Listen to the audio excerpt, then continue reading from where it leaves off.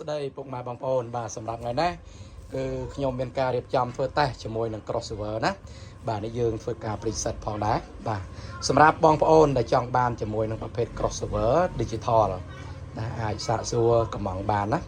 បាទគឺងាយស្រួលក្នុងការប្រើនេះគឺសម្រាប់បងប្អូនដែលគាត់ចង់លេងបែបទាន់សម័យចង់បានសម្លេងល្អ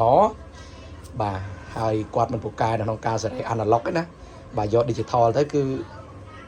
តដោយឲ្យត្រូវមកបាទត្រូវការបានតែម្ដងព្រោះវាមាន preset របស់វានៅក្នុងហ្នឹងគឺរៀបរយ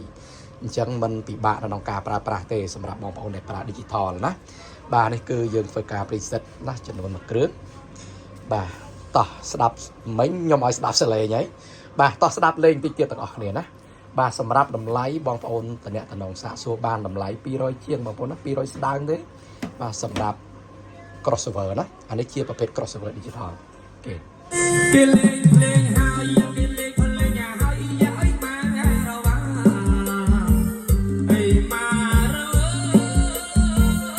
អីមករវ៉ាអឡងតងឆៃយ៉ាអ្នកតាទាំងតៃអ្នកស្រីស្រីយើងស្មាស្រឡាញ់មួយណាចូលមកព្រមលេងយ៉ាគេលេងភ្លេងហើយគេម៉ៃក៏សត្វណាអើយចែនៅណែដល់ណាសម្លេងល្អតាក់ទងជាមួយនឹងប្រភេទនេះវាចេញមកគឺស្រឡះច្បាស់ល្អមែនតើណាបាទនេះគឺយើងធ្វើការតត្រង់នេះណាបាទដោតពីទូរស័ព្ទដៃចូលមកណាដែលរ៉ាច់តែម្ដងនេះណាដែលរ៉ាច់តែម្ដងដែលរ៉ាច់ចូលមកតែម្ដងបងប្អូនណា